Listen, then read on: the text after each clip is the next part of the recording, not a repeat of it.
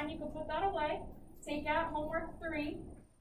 We're just going to go over it. You can write little notes to yourself if you need to, and we can kind of think of this as a little review before the quiz. So if you're nervous at all, or you feel like you need a bit more practice, this is a great opportunity to get a little bit more practice in. That thing what says homework, why does it say finish? Oh, is that what you want us to finish? What that says homework? Homework, finish the goals? Is that what you mean? I think I did that last. Is it what homework do you have? You have no lecture homework. Lab will be finish what we do during class, which I'll be more direct about when we get to lab. Okay? You're taking out last night's homework right now, Olivia. Okay. So opening up homework 1, just make sure you have it in front of you. Let me just take this out so I have it.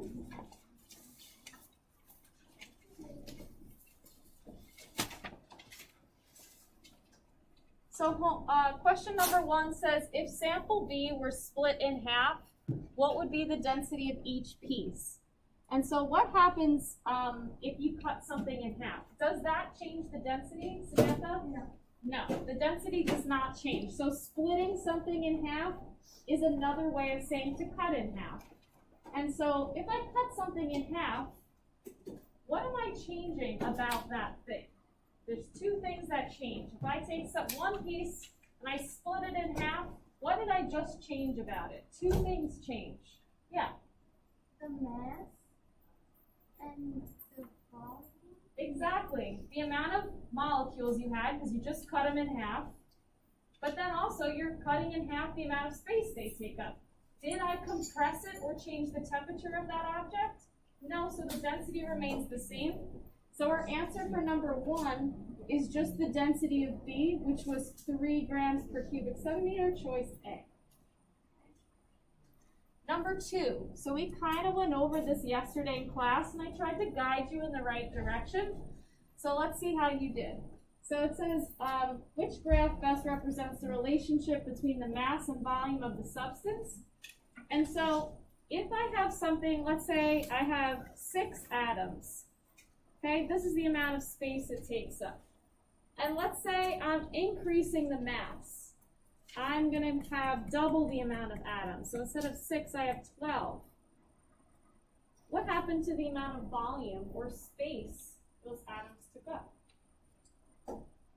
What happened from here to here? More atoms means what happens to the space? What do you think, Cole? It increased. It increased. Good, exactly. So what I should find on my graph here is that when mass increases, volume should increase too, because they're very related to each other.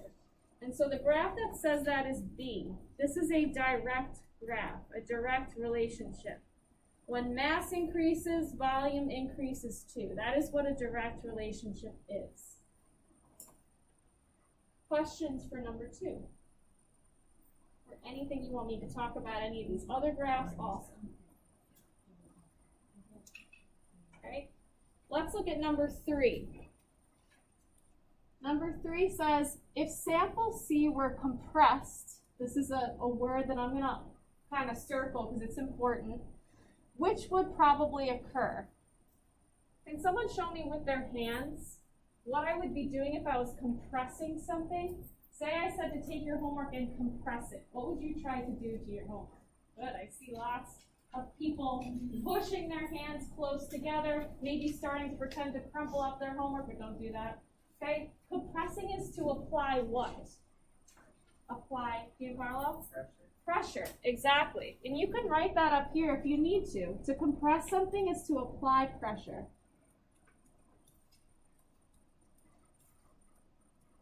And so if I took a sample, sample C, and I applied pressure to it, what would happen to the volume? Yeah, just the volume. We'll get the density in a second. Just the volume, what would happen to it? It would decrease. We'd force it to take up less space. And then what would happen to those atoms and molecules. As I force them closer together, the density would start to increase. Good. So that's why our answer is choice B. The volume would decrease because it would take up a smaller amount of space and it would become more dense because I'm packing those molecules in closer together. Okay? Number 4. This is just a calculation. They want us to get the density of sample A. So let's look up at sample A. Sample A looks to me like a cube, and if I look, I see, yes, 2, 2, and 2, so that tells me a cube. So I'm going to write out what I'm given over on the side. My mass they give us, nice and easy, 24 grams. Density is what they want us to figure out, but do they give us volume for A? Do you see anywhere that says volume equals? No. What do we need to do to get the volume? As a little review, what should we be doing to get the volume of this cube?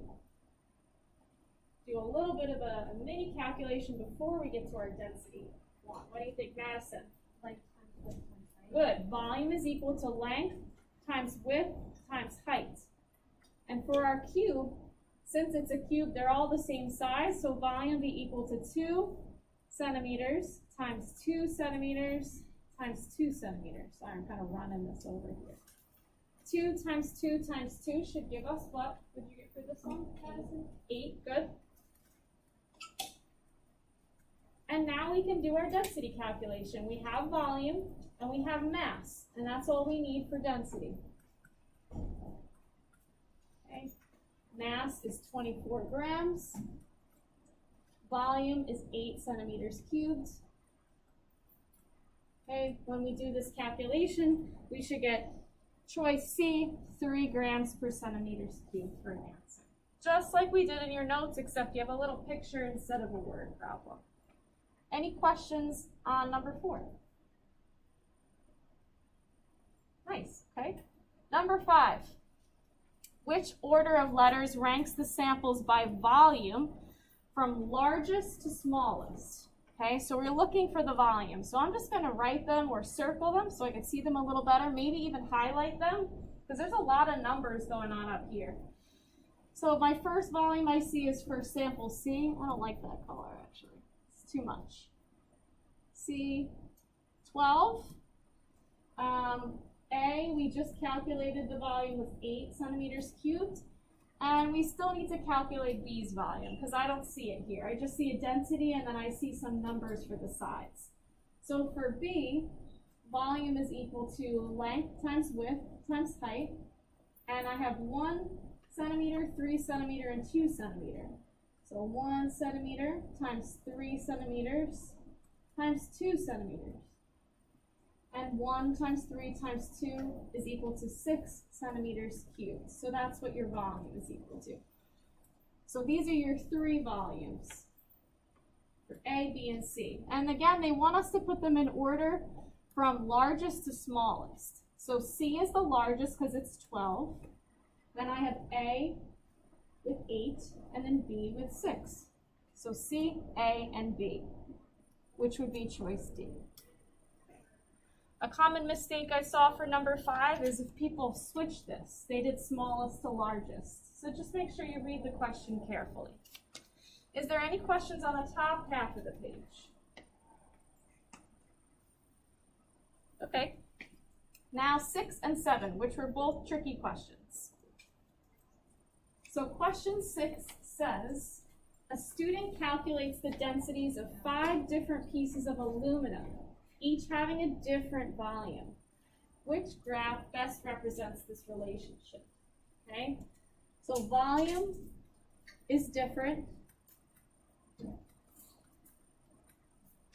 But if everything is made of aluminum, what should that tell you about the density of all of those things? Let's say I had a triangle, a circle, this is supposed to be a star, whether you agree or not is fine. This weird thing, and a square.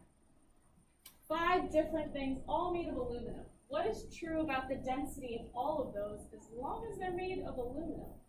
What do you think? Cole? They're all the same. They're all the same. So density is the same. So I need to pick the graph that says volume changes, but density is the same, okay? And so anytime I have a graph where one thing is changing and another is staying the same, I'm looking for a constant relationship. And so if you look in your notes, which hopefully you did, because that would have helped you a lot, you should see that A and B are both constant relationships. Both of these are. C is a direct relationship because it comes straight out of the origin, so I know it's not C, because C says density increases and so does volume. It's not D, this is inverse. And this says that one increases while the other decreases. So I need to pick the relationship that says density does not change. So which one of these says density doesn't change, but volume does? What do you think, Samantha?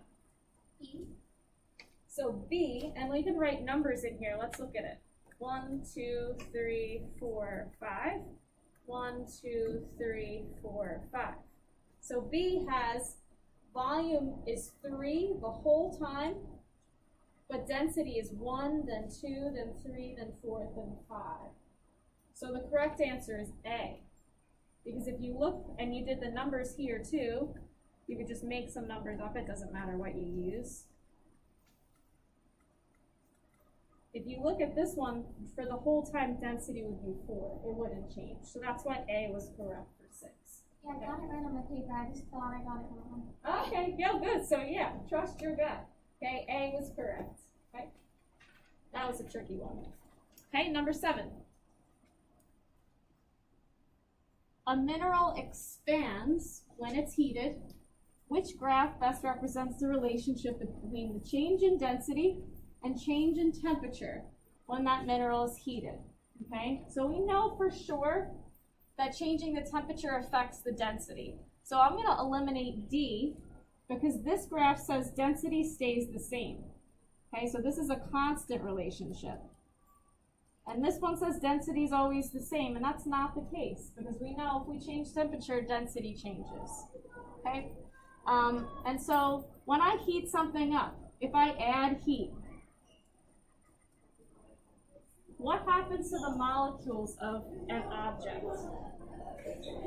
You could even think of a solid turning into a liquid. What should happen to those molecules? Should they start to spread out, or should they start to kind of come in together? What do you think, Cole? It expands. What'd you say? It expands. It expands. Good. Okay. So another word for expands is to spread out. So if the molecules start, maybe they started like this, and now they're starting to spread out. Maybe now they look like this. So which one looks more packed together to you? A or B? Which one looks more packed in close? Which one looks like the molecules don't have a whole lot of room? David, what do you think? A. Good.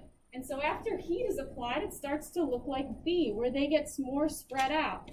Okay, this is less dense. Okay, so as we add heat, as the temperature goes up, the density should go down. So that's A, okay? Temperature goes up, density goes down. Another way to say density going down would be less dense.